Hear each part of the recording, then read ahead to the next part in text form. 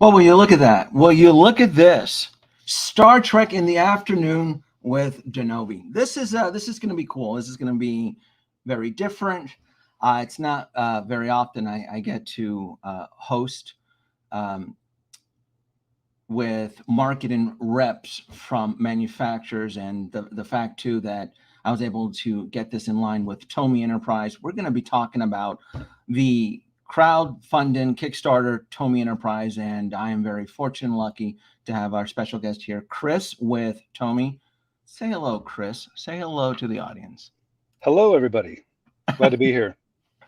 Right before we started, I was just so happy I was able to get somebody. I wasn't sure if I was like, if I'm gonna get Chris, I'm gonna get Jordan, I'm gonna get Travis, but hey, I got you, and I've been watching your videos, and I've been watching your updates, and we are so close. We are so close approaching the 11th hour. Um, I'm stoked. Yeah. I really hope you guys are just right on the edge there. It's like, is this going to go through? Because I'm confident. I feel that an 11th hour save is going to be there for this project. How do you feel so far? Yeah. I mean, it's a little bit of a nail biter, but I'm confident that we're going to make it, and I'm super excited. As a collector and as a diecast nut and a sci-fi nut, I'm excited for this to happen, and yeah, I mean, I'm excited. It's going to be cool. So Yeah. for those of you joining in and are wondering what is Denobi talking about, so Tomy, actually, you know what? Before I jump into, help me out here, Tomy Takara is the full name of the company. Is it? Yeah. So Takara Tomy is our parent company, and Tomy International is basically the North American handles all North America, South America, Europe, Australia. Uh, Basically, that's the marketplace for Tomy International. Takara Tomy is, like I said, a parent company, but In Japan? in Japan, in Asia. Yes. Okay, and then you are part of Tomy, the U.S. division, correct? Yeah, I'm located in the Midwest. We have a couple of offices. Our North American headquarters is in Chicago. I'm located about 4 hours due west of there in a small town of Iowa. Okay. Help me out here though, because I'm a little bit Mhm. confused here. Yeah. What is the relationship between Tomy and Hasbro? Is it just you guys partner up on specific projects, example like Transformers, or is Tomy more connected with Hasbro than we know as audience members? It's a long history partnership that's rather complicated.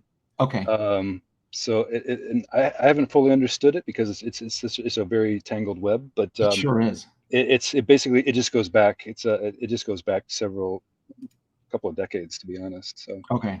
yeah. But on occasion though, Tomy does partner up with Hasbro Oh yeah. and for specific lines and so forth. I've known Tomy forever as, to me, the leader in diecast manufacturing. Um, Right. that level of quality, when I don't know if I think I've told you this, but I've been to Japan multiple times, and Tomy is on that next level in Tokyo. In fact, that's one of the things I look for when I would visit Tokyo is Yeah. their high-end die-cast products. Chigogan die-cast. And you guys even partnered up with Bandai on occasion, Tamashi Nations, right? Yeah. I mean, like I said, the Yeah. toy industry can be really a strange business to play in. No pun intended. No. There's whatever works, and whatever passions kind of align, and they come up with is what they do. So Yeah. it's like I said, it's complicated.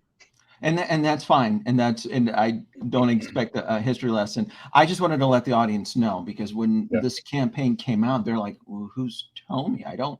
Right. We know Bandai, we know Hasbro. I'm like, look, guys, Tomy is the leader in diecast. I'm telling you, if anybody knows Yeah. tooling, it's gonna be these guys. Right. So I mean, most Gen X people will remember that Tomy, Tomy toys way back in the day, in the 80s and 90s, there were Tomy toys everywhere. Um, from infant toys to, I mean, Zoids to uh, Starriers. I mean, all kinds, all over the place. Yeah. And then within the Transformers community, Yeah. they know that when they want a high-end die-cast Transformers, they better as hell see that Tomy Brandon. That's extremely important. If Right. anybody knows how to pull that off, and thank God I'm not. I don't look. I do Marvel. I do Star Wars. I do DC. I would probably be in the poorhouse if I even attempted to tackle Transformers because that's such an aggressive line. Yeah. I mean, there's so much good stuff out there. I've been doing this. I'm the senior concept and design manager for Tomy International, and I've been working with diecast. I just celebrated my 25th work anniversary 2 weeks ago, Oh, um, and I've been in the doing diecast. I know diecast back and forth, up and down, quite well, as does the rest of our company. So we're excited. When we had the opportunity to do this, I was all over it. It's going to be. I mean, the unit itself is going to be massive. It's going to be impressive. Um, it's going to be a sight to behold. I just if I wasn't traveling because when Jordan had reached out to me, I had just started my vacation.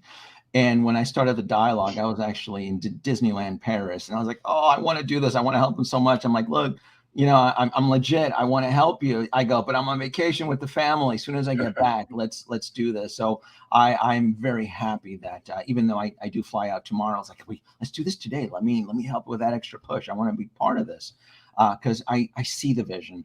Well, Um, we appreciate it. We surely do.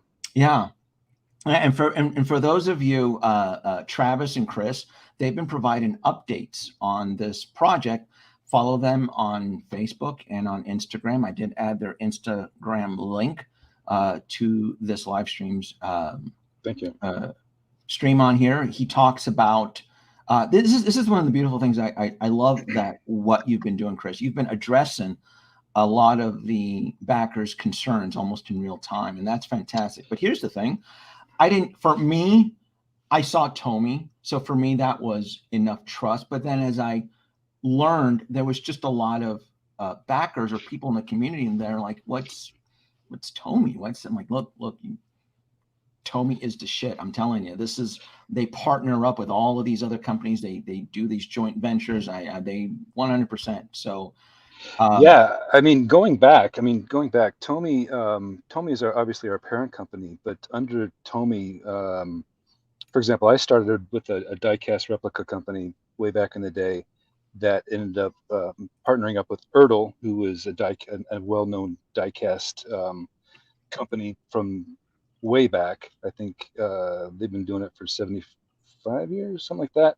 mhm. They came up they had a lot of 18 scale, 64 scale, 32nd scale diecast, hot rods, muscle cars, all that kind of fun stuff. Um, and like through just over the years, I've been just continuing working with diecast, and it's a fun and challenging medium. That How heavy is this going to be, Chris? Hate to cut you we're off. we're estimating that it's probably going to weigh probably close to 20 pounds. Damn, that's awesome. So it's going to be pretty. Yeah, it's going to be hefty. It's something that you could probably you could throw it through a window pretty easy if you want. I don't recommend driving over it with your Prius, but No. it might not break. I really don't know. We're testing a lot of things, and again, the reason that we chose diecast with this is one, because we know it up and down, but two is a lot of enterprise collectibles in the past, especially the high end, low end, doesn't matter which. The bigger they are, the more the nacelles, Yes. the engines start to sag, because Mhm. plastic and time they don't mix very Yeah. well. Whereas with diecast, there's no flexing. Um, they just won't bend. So, Yeah. I expect, I expect if you have this on display at your house, in your office, or wherever you're going to have it, it will look like it's brand new 10 years from now. You might have to dust it a few times, but that's on you. But as far as like, deteriorating, sagging, twisting, It happens. whatever, It happens within the cells. Yeah. yeah, it always happens. And even in the, the plastic modeler community, they're always trying to figure out how to get their nacelles to not sag, and there's tricks to it, but I mean, it takes a lot of, almost professional modeling skills to get Yep. that to happen. Whereas with this, it won't. It just can't. It's like No. trying to bend a crowbar. You can't do it. So for those of you who aren't familiar with what Chris is referring to, I've collected the Playmates TOS Enterprise, and I've done model kits. And the tricks of the trade are that you'd have to embed brass rods into it for support, to the point that I remember, and you probably know history too. I was there. I was this close to backing the Master Replicas Enterprise, Mhm. and that one I know for a fact through social media channels has not been aging very well. One of the concerns is It's the nacelles sagging. Yeah, it's unfortunate. I think the ones that remain in packaging are the ones that have fared the best. But Mm-hmm. it's just it's we knew that going into this that we had to come up with something that because let's face it, Star Trek fans and Star Trek collectors they're vicious. I mean, we Oh knew yeah. that, and they're tenacious, and not on a negative side, mildly annoying side. But no, I'm a big Trekkie and a sci-fi geek myself. But we knew that going in that if we messed this up, we couldn't mess this up. There was no if we do. There's just no messing it up. And so so to your point before, there are some there are some issues that we have been addressing that we know that um, collectors have or potential buyers have raised red flags on. For example, like on our models, we're showing seams, like joints where things have been pieced together, and I've been basically in the air of transparency just Mm-hmm. You've been doing addressed. little video updates and saying, listen, you see Mm-hmm. this seam here, it's not going to be there on the actual Yeah. product. We're gonna fill it in, sand it down, paint it, and you won't even know it's there. Yeah. And the same goes true for the electronics. We'll make sure that the electronics, like especially the blink rate in the nacelles, if you go back to the original footage of where they always show the Enterprise passing across the screen or whatever, Yep. in real time, we've counted, and we've had some help, a few consultants help us too, but we have been meticulous in timing everything out and making sure that everything's perfect. Yeah, that's there you go. That's some stuff that we did. So you see that big scene, that big lit up scene that goes down the spine of the Enterprise. That'll be gone. Yes. Yes. Um, every scene that you see will be disappeared and painted over, and it'll look great. It's going to have a nice matte finish. It's I really can't wait for this to come out. It's going to be You've it's going to been be it's, you've it's been going to be adding killer. you keep adding extra wonderful fluff, and it's just like, oh my God, this thing has to go Well, through. I love again, it. yeah, again, we did I'm like I said, I'm a big Enterprise fan, and I know what collectors want, and we threw the dart at the dartboard, and I think we got close. Then we started getting feedback from the fans, and we're just addressing things that we maybe overlooked, and had maybe some oversight. But for the most part, I think we're doing okay. We had a lot of requests for the opening and closing Hangar Bay Doors, which at the time I didn't think it was It's a big cool. deal, but we've had a lot of requests for it, and so we're adding it because in the end, I want this to be basically something that I would want. You know what I mean? And I do actually. I can't wait to. I'm a big toy nut. I always say that I'm a 12-year-old kid in this big hairy man's body. I just love toys. So this is something I want. And I want it to be perfect because, again, two things. One, I want it this way, and two, if this gets screwed up, we will never hear the end of it. And we want, once this first one goes through, and we deliver on it, we want to come out with another one and another one and another one, based upon what the fans, the super fans, the collector fans want. And so we kind of have a roadmap already kind of planned out. And it's again based upon feedback from you guys, so Oh, it's going to be cool. It's going to be a fun ride, and I can't wait. you even addressed, like, look, we're gonna sand and putty these screw holes. This is not something. This is the prototype. You've made that Yeah, very, very clear. So, and another thing, a lot of people are asking, well, how come I can see light shining through the fuselage, the Mhm. hull? And I'm like, well, that's because it's plastic. It's basically resin. It's 3D printed resin. When it's die-cast metal, you can't shine light through metal, so Oh. you won't have that problem. And people, Mm. people are asking, well, how about the engine? Then what if the motors, are they going to hum? I said, you might be able to hear it, but we're going to insulate it like crazy. We're going to insulate the motors like crazy. Plus, Yeah. it's going to be encased in die-cast, and die-cast is a great insulator. So, um, Do you know why they're asking that, Chris? Because the Master yes, Replicas Enterprise was loud as shit. I well, was there. I saw that at show site in San Diego back in yeah, 2006. and a couple of a couple other reasons too. So there are professional modelers out there that do commission work, and I mean they're amazing. I have a couple of friends of mine that are they're amazing. Just the level of detail they come up with, and the time spent, and the level of passion they do, and the expertise. And one thing that I've noticed that a lot of times people talk about, adding motorization to their 1/350th scale kit, is that where do I find motors that are quiet? And to find the motors that are quiet are very expensive. And Mm. so we kind of did some engineering on this to make sure that the motors are quiet, without having the consumer to really pay up the nose for it. So um, yeah, like I said, in the end, I want this to be perfect for everybody, everybody to be happy. Um, and we're addressing everybody's questions, one by Uh, one. Like I said, we want everybody so to have a say in it, and we want to do the best that we can to come out with I I have the a killer utmost product. I have the utmost confidence because that's all I hear from your voice is just passion on this thing and the attention to detail. So I was going to harass you in the next few minutes on this question, but it looks like the audience beat me to this one here. Yeah. I got a super chat here from the Hey DeLorean. So you mentioned more Yes. projects like this to come in previous videos. Can you give us a hint to push those Yeah. considers to commit? I can't. I'm not going to say definite, but I will Oh, say that we've been listening, and there's people have been requesting. A majority of people have been requesting the refit, right? Which is oh, wait a minute. yeah, You're not talking about this one, are you?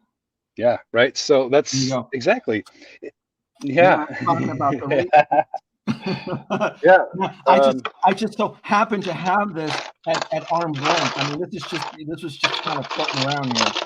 Yeah, yeah, I had one floating around here somewhere too. I don't know there where you it went.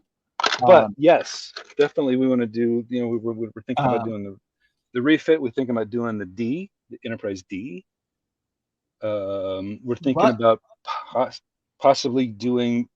We could cheat a little bit and do come out with a refit, and then the following year come out with the Wrath of Khan version, which is the same thing with a different paint job. But that's uh, I'm a sucker for that though. yeah, Don't feel like it's right. look, Chris, I'm gonna tell I wish Travis was here because I would have Me bugged too. him too. Don't feel like it's like, well, if we do a rebranding of the cash trap, that's how you get me. That's so for Yeah. example, like I sent you in that one email, if you gave me the stickers or the decals Yeah. to refit this into the USS Yorktown, Yeah. the USS Defiant.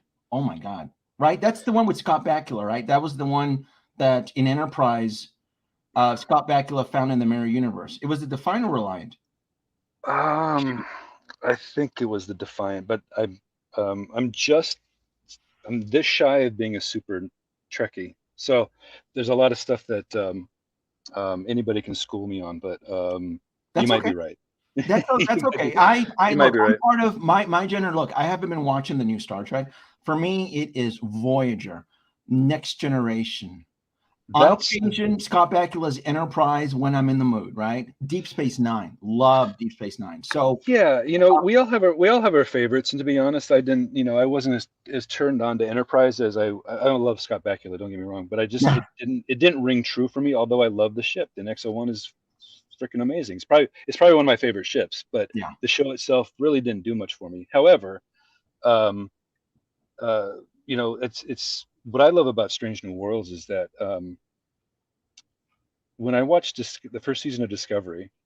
And Discovery has its hits and its misses, but overall I love it. I'm a big sci-fi fan, so even if it's even if it goes into a tangent that most people don't like, I like it because it's storytelling. It's a new story. Um, but when Captain Pike showed up with the Enterprise on Discovery, I was like, oh, first of all, man crush on Anson Mount. Don't tell my wife that, but man crush on him. And I thought, you know what? And plus, obviously, Rebecca Romaine. And I thought, you know what? Mhm. That would be a really killer series if we saw more of Pike. And then I don't know. I'm starting to think that maybe I control the universe, but then a year later we'd say, "Hey, we're doing Star Trek, Strange New Worlds," and I was all for it. And I try not to get like too excited about stuff because overhyping something can sometimes Yeah. really backfire. And I went into it um, ready to be disappointed. We'll say that. I do that with almost every movie now. But when the first episode aired, I was like, I pooped my pants. My hair was standing on end. I was sweating and drooling. I thought it was great. So, huge fan of that. So, again, looking into the future when it comes to future releases, there's no reason we can't uh, do the new Enterprise. And I know a lot of people don't necessarily love it, but again, the sky's the limit when it starts to get You will to have my money if you give me Kirk Spock from the film. You even give me a battle damage con. I will buy both of them. It's that I would mean, be yeah, that would be the cool way to do it, is just do a battle damage version of the con ship, so that way it doesn't look like a complete reskin. You know what I yeah, mean? yeah. Um, And like I said, don't sell yourself short. There are right. collectors in the community Oh, that will eat up reskins. I'm telling you. I I would I, love I to have a USS Yorktown or any of those ships. totally agree. I'm one of those. I love the fact, I'm a big Battlestar Galactica fan, the new one, the old one, and the new one too. And when you start to see different call signs on these all these Vipers and all these Raptors and stuff, I'm like, I gotta have them all just because they're super cool. Even like, we've seen repaints of other starships from other Hmm. franchises, and as long as they make sense and aren't uh, too blatant of a reskin, like, oh my gosh, we need to make we need to make $1 million. Just do a reskin of this ship. Um, as long as it looks cool and makes sense, I love it. I'm a big Starship fan. Um, We got a question here from the audience yeah, here, a yeah, super chat from Carlos. He wants to know, is there in the future, is there a possibility that Tomy may experiment with other IPs like Star Wars? yes. Luke, Star Wars is definitely something we would love to look into. Mhm. I think it's a little bit harder to necessarily uh, go after, but if we tackle the first couple waves of Star Trek ships and really prove to the fan base that we know what we're doing and we're going to provide you with a quality replica and not just some piece of junk that you get buyer's remorse over Yeah. the second you get it. um, then we'll definitely be looking into other IPs, and there's plenty of them out there. There's plenty of them out there. Yeah, because I Um, guess that yeah, it is Star Wars, but hey, there's nothing wrong with focusing on Star Trek, doing it right, putting that passion in yeah. there. Well, Because yeah, I was just going to say this is our opportunity to show you what we're made of, yeah, and once we can prove to you and the fan base that we're serious about it, and that we want to do it. I mean, we're the leader. The Tomy Ertl is the leader in diecast, like construction and ag vehicles, yep, agricultural based, right? So I mean, we're worldwide known, yes, renowned for the for our farm diecast, and it's high end stuff. I mean, hmm, we're talking about a lot of these collector pieces that are $400 or $500 a pop, oh yeah, and they're highly detailed, and I mean, people just eat them up. So again, everything that you've seen so far is a prototype, and obviously prototypes can be improved upon. And the final product, once we get far enough along, once we hit the go button, I plan on showing everybody exactly where we are with everything and what they're going to get. Um, I wanted to talk about too really quick on the stream that I'm not sure if it's you or Travis that you're including touch sensor technology, which I think yeah, is fan friggin' tastic. Yeah. right. Nothing wrecks a replica more than a protruding on-off switch. And even like even the most well-placed, even if it's a temporary or whatever switch, if it looks like it's not part of the, if it looks like it shouldn't be there, it's sometimes it can be a little distracting. But if you start using CapSense tech, you don't even know what you're touching. You touch it and it controls everything. So the latest gray model, tooling model that I've shown, that sensor is getting a little worn out, but it's a prototype. And so we showed it at was it last weekend or the weekend before? We were at the Fan Expo 2022 in Chicagoland. Yes. And we ran that thing for 4 days straight. And those tooling models aren't meant to run that long. And it was a workhorse. And it just didn't cease to amaze Star Trek collectors. And we had a lot of people that they purchased one on the spot, and then we found out later that they actually went back and ordered more, especially once they figured out that it's only one of 2,500 pieces, right? Oh yeah. So when something is that low a run, I'm not sure what, like in the past, I've heard rumors of numbers of some of the past high-end Enterprise replicas, and they've been pretty high numbers, and people still shelled out the cash for them. And then you look at them today, and they're not really the quality they once were.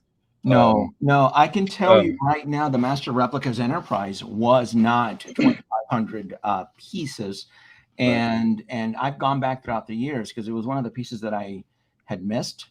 I just at the time I didn't have the funds, and as I learn and dig deeper, it's one of those pieces that has been aging very poorly, and I know one of them is with the sag in the cells, and the noise in the motors that they used. I mean, this was what, 18 years ago. This was 2005. The motors are loud, and then you can't keep them running continuously. So for most collectors that have that specific piece, that Enterprise is usually kept turned off.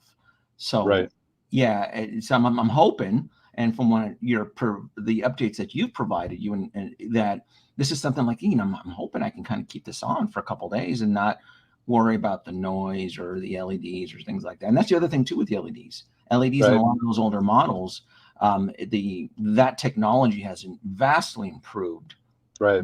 From 15 years ago. It's gotten cheaper, it's gotten better, it's gone, with the whole longevity on it. So that's, to me, that's what gets me excited, is the new technology and your updates that you've been provided on it. It's just like, oh, cool, touch sensor. All right, the lights bleed into it, but he's mentioned it's going to be a die cast, so that's not going to be an issue. Sound buffering on the nacelles. Yep. Yeah, and people have asked too, why aren't we? Is it going to have sound effects? This and that or whatever. And we kicked that around for a while. But the more we kind of ask collectors in general, like, how do you feel about sound effects in high-end collectibles? And the majority pretty much said don't, because it starts to make it feel more like a toy and less as a collectible. I see. You know what I mean? And so there's plenty of Star Trek toys that have been done in the past, and whatever, where you push a button, you hear Kirk talk, or you hear, the photons launching and stuff like that, and it's cool, but it's just like, it's a toy now. Yeah, but it's not so much even a toy. Explain to the folks listening that when you add sound, you then have to modify the actual mold for speaker vents. Right, and there are ways to do that, but it's going to be there's really it just won't look good. I mean, if you look at any if you look at most toys that have sound in them, there's always the circular grid pattern. Yeah. Where it's obviously it looks like the mouthpiece for from an old-fashioned telephone. Yeah, and it's just like and if you were going to add sound, let's say for some next couple days, I would recommend the sound being on the base versus on the ship. Right. I would rather not have sound if it means the engineering team cutting in vents to let the sound bleed through. Yeah, and that's been done. That's been done. I've seen professional modelers do that very thing with some of their their Enterprise or their Starship builds, where they put all the sound effects in the base. We're not going to do sound effects, but we're focusing on delivering high quality the level of decoration on this thing is insane. The level of electronics on it is pretty insane too. So,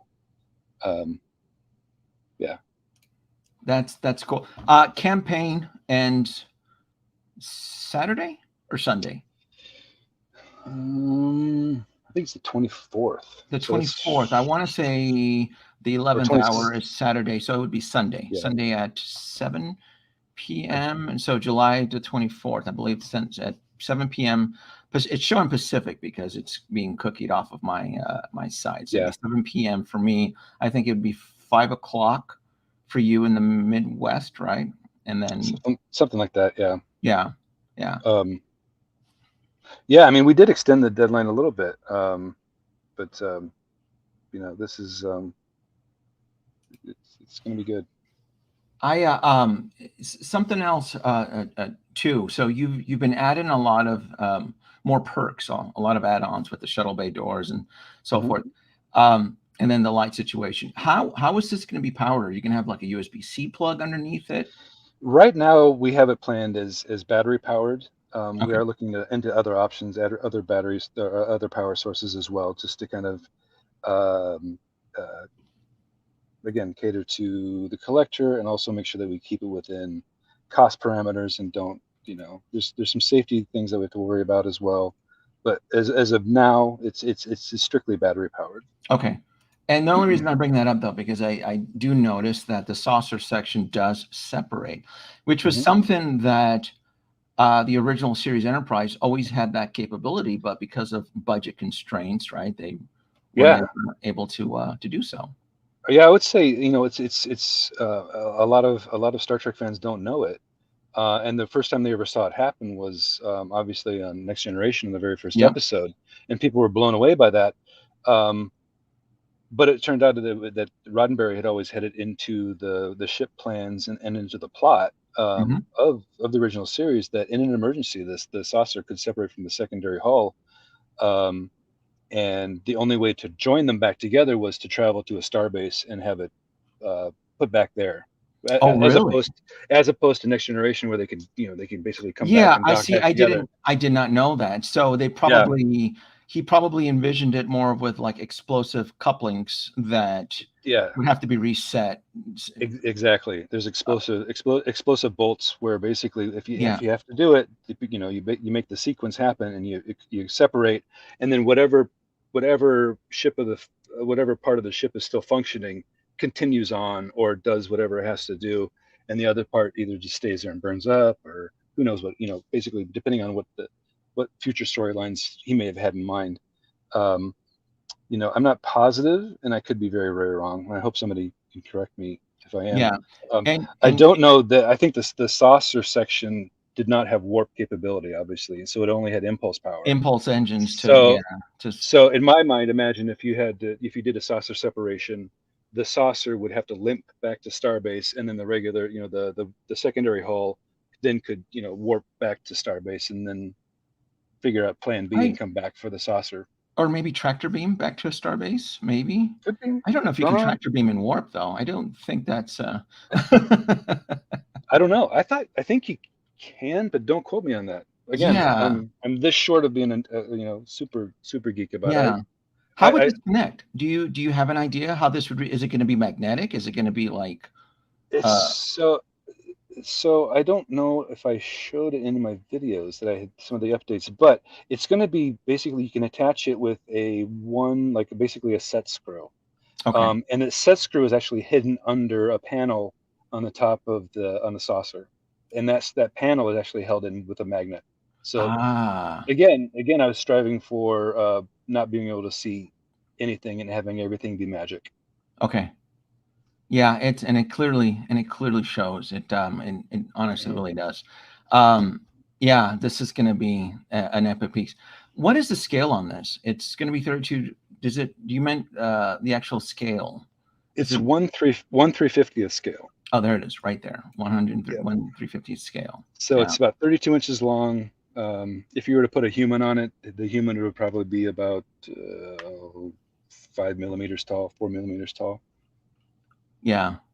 So it's massive scale. it's just, it's just big enough to fit on a shelf.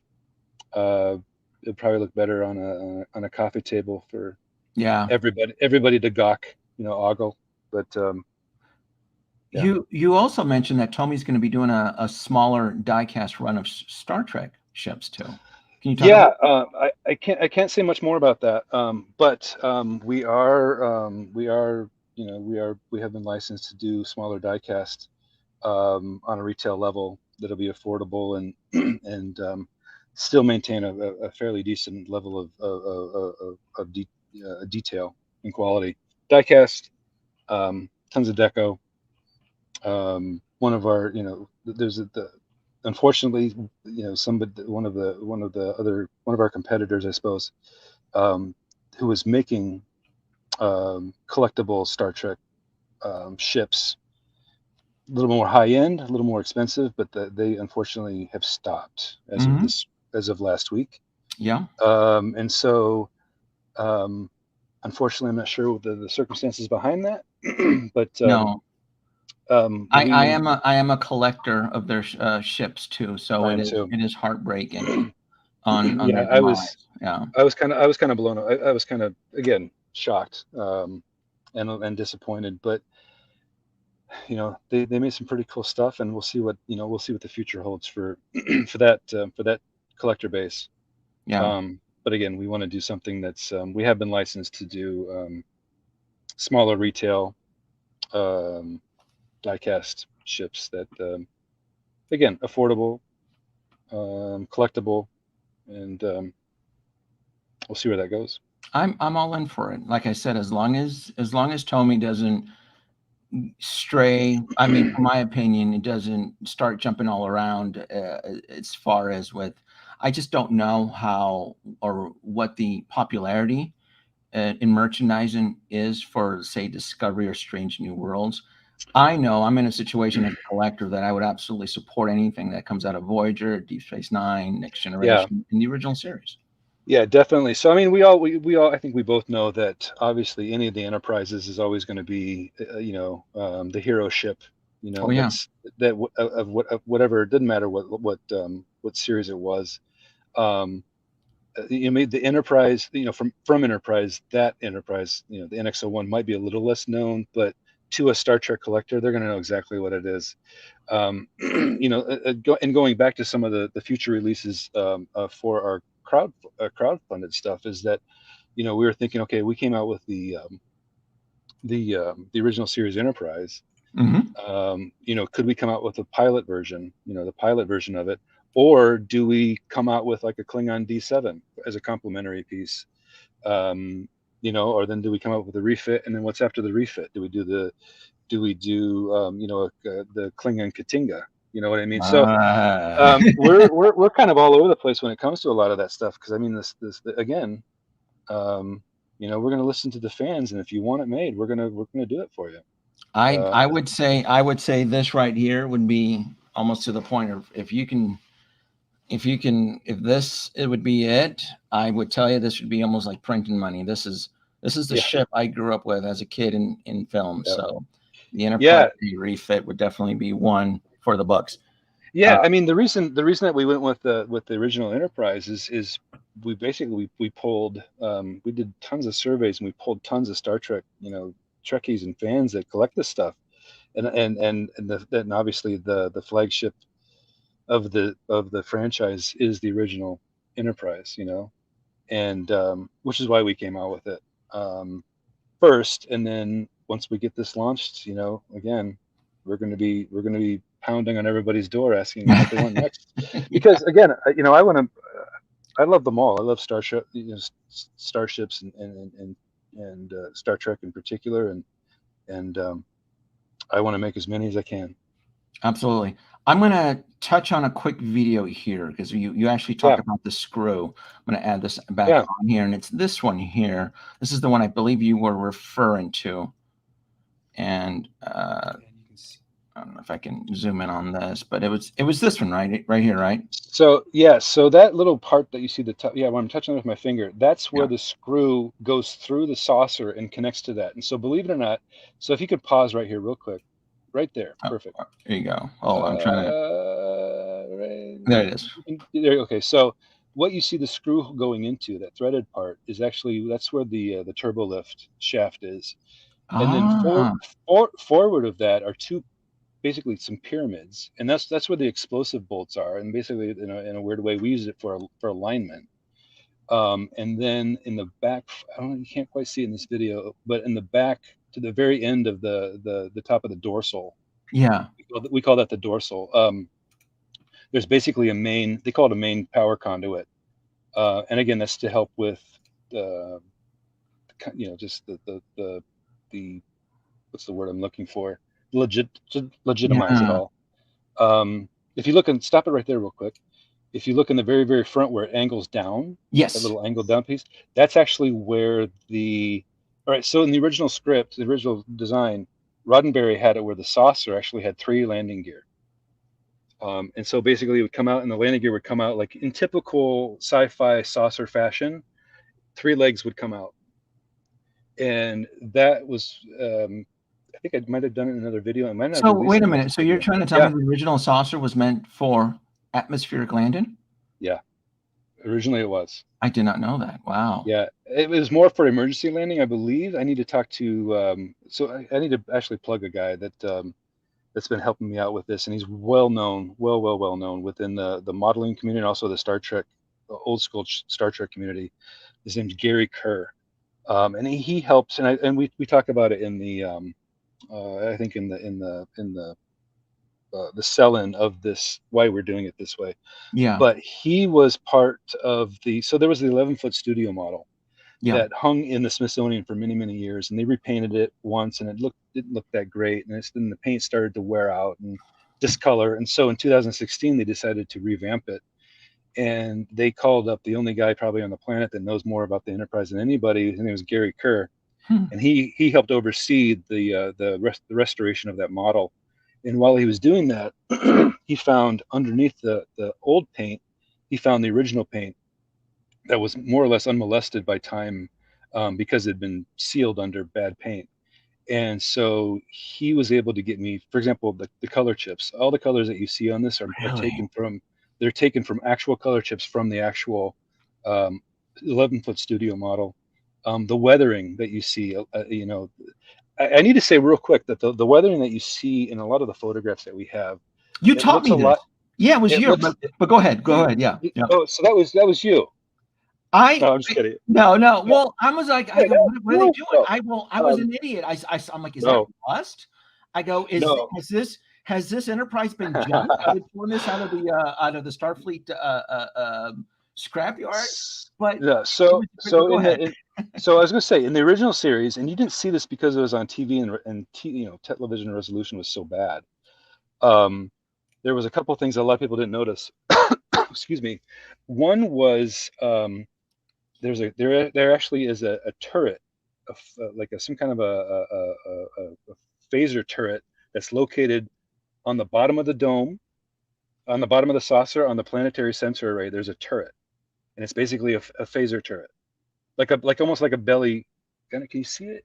I'm trying to, because you I got me. think it might just miss. It might just miss it on this one. Okay. But I know I have shown it in other videos. Anyway, Yeah. so it's basically like a belly gunner from like a bomber, a World War II bomber. It's pretty cool. And then the other thing is that the ship, the original, the studio model had what we call space debris, which is where it had flown through, gaseous clouds and debris and this or that or whatever. And it left streaks on it. It left discolorations and stuff on it. But in our prototype like our basically our, oh, you can see it right there. Oh, right there. Is that You see it? that Yep, little you see right that there? little? My pointer, right? The little underneath. Yeah. Yep. Okay. Yep. So that was on the original TV model. You never saw it because your television was, first of all, it was this big, and it was black and Yeah. white. You know what I mean? It was so small. With a 240 resolution or whatever at the time. Yeah, exactly. Yeah, you couldn't tell Bluetooth. what was you couldn't tell what was going on. Yeah. But again, so the amount of a lot of people are saying, what, oxidation and rust on a Mhm. starship in space where there's no oxygen and no Yeah. water? Doesn't make sense. But still, when you fly through, I mean, you look at, any kind of spacecraft that goes through that's orbiting the Earth or wherever, it comes back with a little bit of stuff that it's ran through, right? Yeah. So, um, and you got to remember the time period too. Back then we weren't 100% sure what was going to happen if you flew through space, and what your ship would look like as it went. So anyway, so what we're doing is we're replicating the level of detail as closely as possible to the restored um, 11-foot studio model that's at the Smithsonian. Which I is why like I said, and so the photos that you see a lot of times of our decorated model, yeah.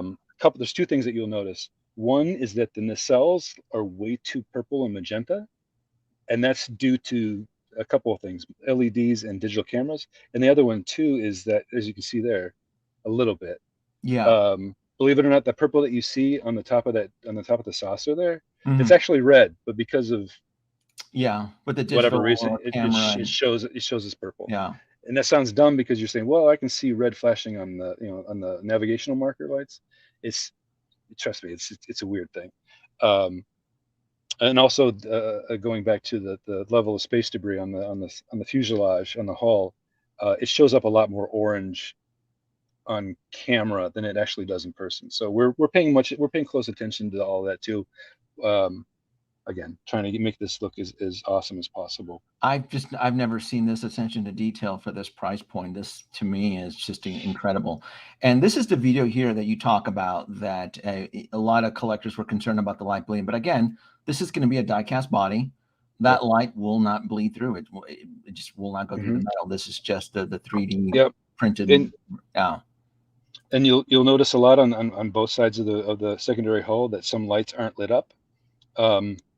They were never lit up in the studio model. That's just the way it was. Now, on the studio model, the port side, which you're looking at now, actually was all wires, and it was blank because they only recorded it from one side. They recorded it from the starboard side.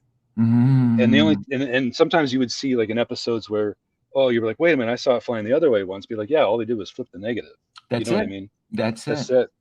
And they even had the registry backwards, right? I want to say they, and then they pasted it on there so that when you do flip it backwards, it would show correctly. So I didn't know that. Yeah.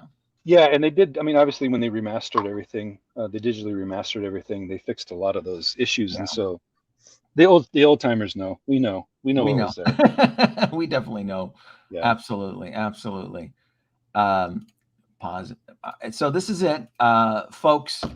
Listening in, joining in. We have 6 days till this ends. This is for me. I the fact of how you spoke about it, Chris, and the passion. This feels like a masterpiece. This is.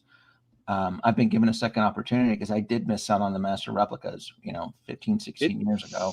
So this is definitely going to be one for the books. This is going to be a showpiece, and honestly, I can't wait. I can't either. It's gonna blow everybody's minds. It's gonna set a new standard for replicas. I'm telling you. Absolutely. And for those who decided to sleep on this and once it gets back, because I know it's going to get backed, I'm me personally, I'm backing 3 of them so far. Thank you. And Yeah.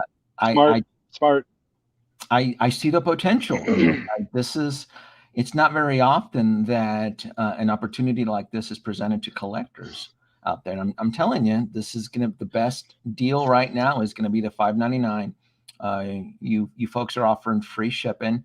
Yeah. When is let me see if I can pull up the delivery. When is it? A year out, a year and a half out? It's roughly a year out. So this is a pretty big item, and so it's going to take a while to make the molds, debug the molds, make everything perfect, and just again through the approval process won't take long, but just the internal, my discerning eye, like I said, I want to make sure it's perfect, and we want to make sure that there's just no weirdness going on, because like I said, the last thing I want to do as a professional is make everybody upset, and as a collector make myself upset. You know what I mean? Because I think I get a little grouchy when I get a collectible that's not quite up to what I thought it was going to be, and I just don't want that to happen to you guys. And Is this my job? Yes, but at the same time, this is my passion. So I don't want to blow it.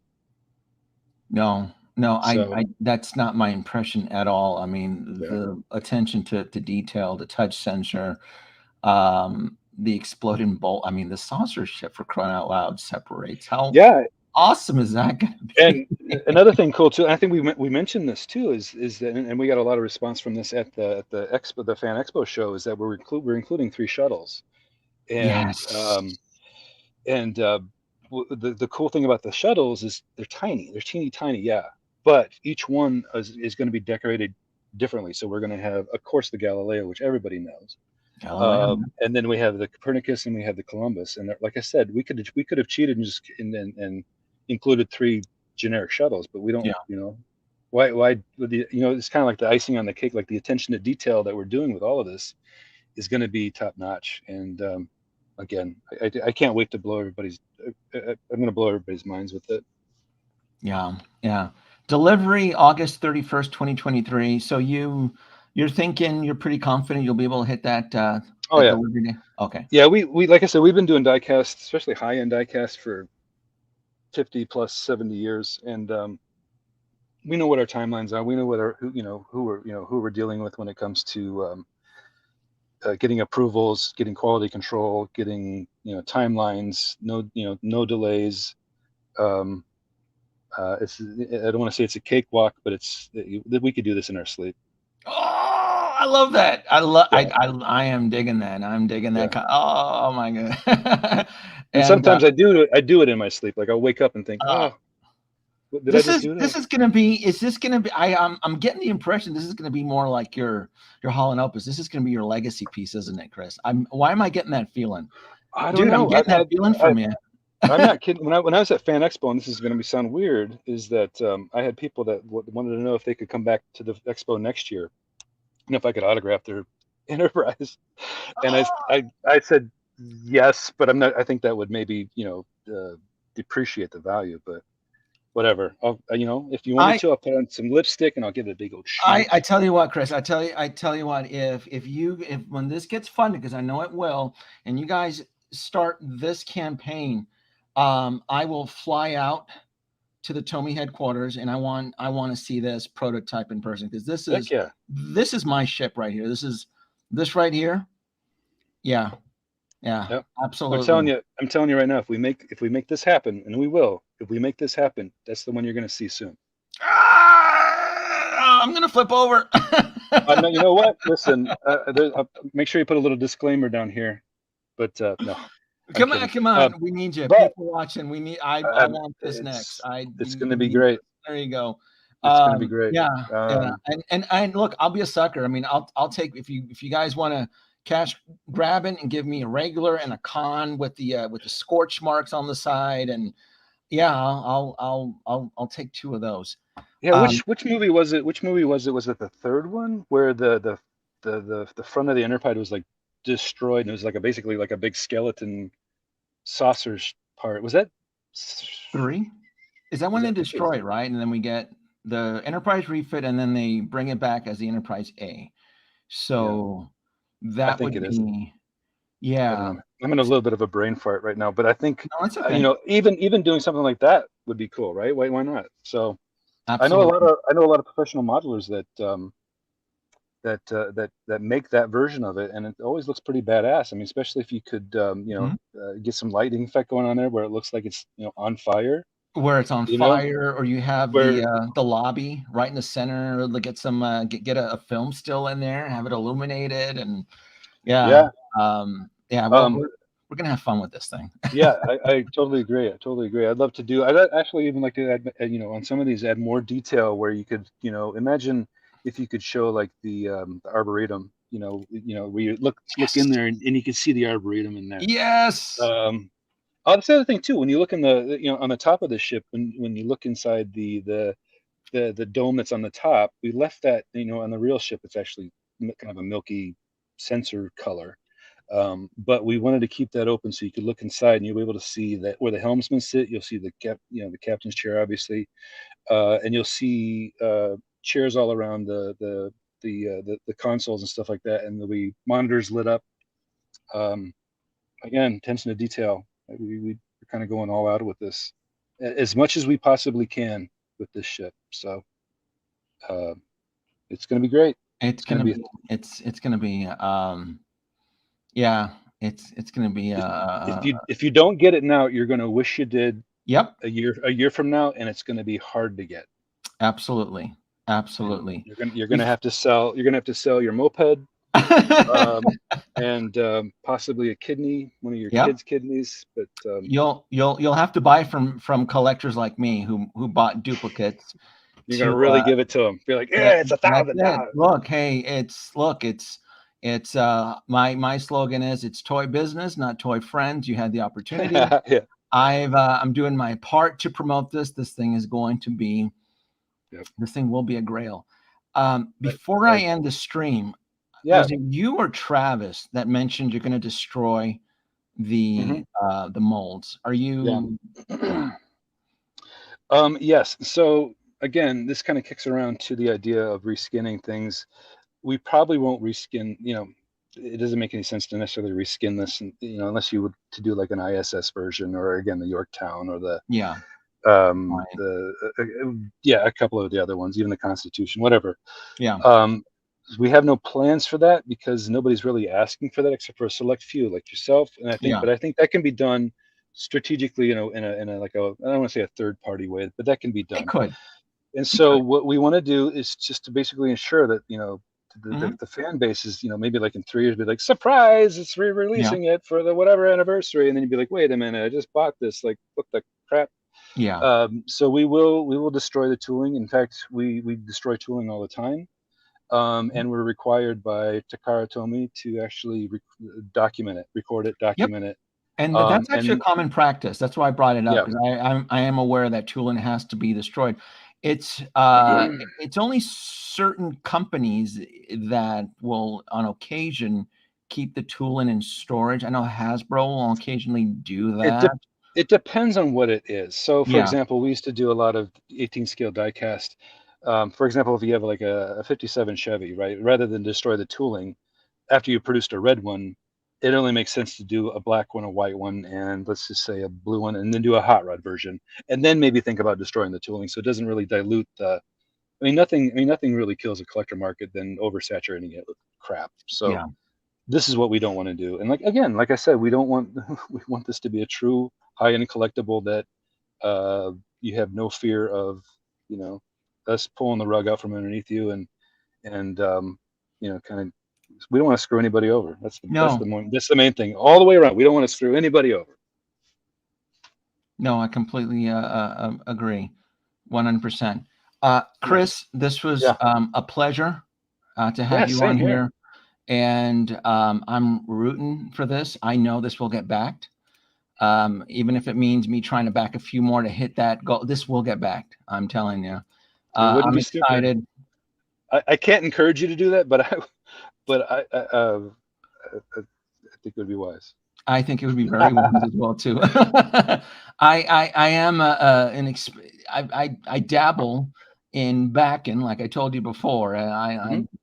I've never lost on Kickstarters, crowdfunding, HasLabs. They once they go through, they're usually I think any collector will say the same thing. Anybody that high end collectibles, even some low end, but usually high end collectibles, you can almost never screw it up, right? yeah So if you buy, say if you buy two things, you keep one for yourself, and whether it's a year from now or 2 years from now, or even, man, I mean, sometimes 10 years from now, some of that stuff is, triple, quadruple what it was.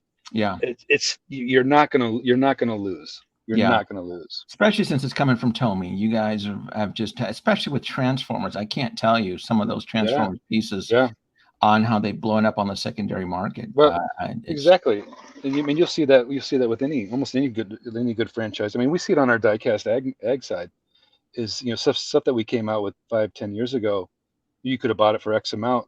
Now it's Mhm. impossible to find, and people are asking big bucks for it, and people are paying big bucks for it. So Mhm.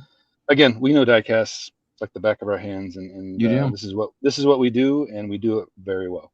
Again, when I first saw the announcement on this and I saw the name, I'm like, oh my God, this is going to be epic. this is what they do. This is what they, and I've known the history when it comes to diecast, when it comes to chogogan, I think is the word they use in Japan, chogogan, where when other companies like Tamashii Nations, Bandai, Hasbro, I don't know if Tomy's ever partnered up with Mattel. I want to say yes. I know when it comes to diecast and a brand wants to do something exclusive or one-off, they go to you guys. They're like, look, we want to do this.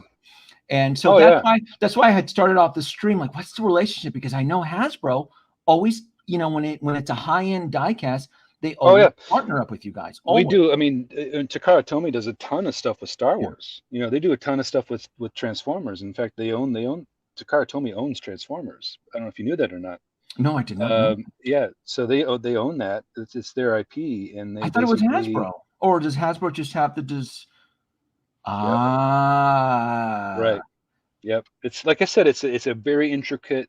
Yeah, that's a web. It's a very, and it goes way back to the beginnings of both companies. That's crazy because for Hasbro, they're one of their top 10 money makers when they release their financial reports is Transformers. I thought they had dibs on that. I did not know that. I thought they owned it. No, they don't own it, but they do have dibs on it. But at the same time, we are branching out a little bit in some of our other lines. For example, we're doing some pretty cool little Transformer. We call them monster treads, and they have like little light up wheels, and they're pretty cool. But they're for like 3+, 2+, 3+ kids. But they're pretty cool looking. They'll be on stores very shortly. I think they might be on the water. I wish I had one to show you. But we're branching out. I mean, we're flexing our muscles now, and you're going to see some pretty cool stuff coming from us. Nice.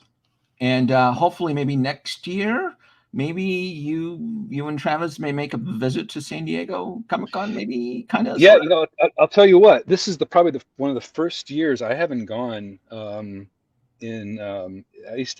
first Comic-Con was in 2000, I think, but it was still a tiny little con. Mm-hmm. And I was going every year for a while, and actually I was going every year. I don't know if you remember. Are you familiar with the video game Halo? Yep.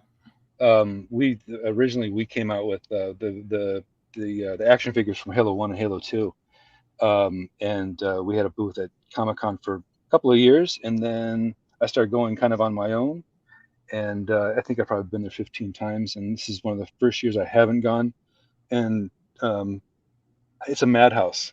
The last couple of years, the last time I went, I think it was 4 or 5 years ago. Was it 2019 or 18? It was I think 18. It was the year that Blade Runner 2049 came out. Oh, 2018 then, I think I want to say. Yeah. So I was there for that. I saw Harrison Ford and my other man crush, Ryan Gosling, and Comic-Con's gotten so big where they can't fit everybody inside, and so they basically take over downtown. They sure do. Gaslamp District is it's bonkers. It's just complete so bonkers. Many people. It's like imagine a party with 500,000 people. It's insane. I love it. I haven't missed a year yet. I've been attending it since 2006. Awesome. I even had to show up for that special edition last year in November. Oh, nice. You remember that? Do you remember they did a special edition, like a 2-day event, schlock type deal? Yeah, I was wondering how that went. It was a dud, but unfortunately, everything was a dud. Everything was a dud. But I was bullied into it. I had to, because otherwise I'd have to renew my badge. So like, you better show up. Yeah. Yeah, that's the one thing I do regret is now that I've given up my badge rights. Now I have to start from the beginning where everybody else does. But if anybody who knows it, you have to mend it. Yeah, otherwise you have to you have to renew and get. I'm like, oh, damn it. And I did not want to go. Because it's impossible, because when the badges go on sale, like the next day after Comic-Con's done, they're sold out within like 15 minutes, like all of them. Yeah. And so then you're like, what do I do? Well, what do you do? I mean, you can still attend and hang outside if you want, but yeah, that's the nice thing. You know what? Actually, that is the nice thing about about Comic-Con now, is that if you can't make it inside the show, there's plenty to do around it. Yeah. There's so many events, and just, I mean, you've seen it. The downtown area is insane. Everything's cool. Everybody's, for the most part, everybody's nice and geeky. Tons of cosplay. Perfect weather. That's the best thing about Comic-Con is the 70, 75 degrees and sunny. And it gets cold at Food. night, and you're wearing a It jacket. gets, And yeah, exactly. You yeah, gotta it find gets some little super duper cold. Yeah. go to the Seaport Village and find yourself some Greek food. It's good. Yeah. Chris, thank you so much for joining me on this live stream to Yeah, help promote this thing, because I want to see this happen. Folks listening and watching, links are in the description. This campaign ends Sunday, 7 p.m. Pacific time. Do not miss this out, because if you do, you'll deal with secondary resellers like me, who will take advantage to help fund my ever-growing collection. Any last words, Chris? Nope, time's ticking. Get it while you can, because you're going to regret it if you don't. Absolutely. Thank you so much.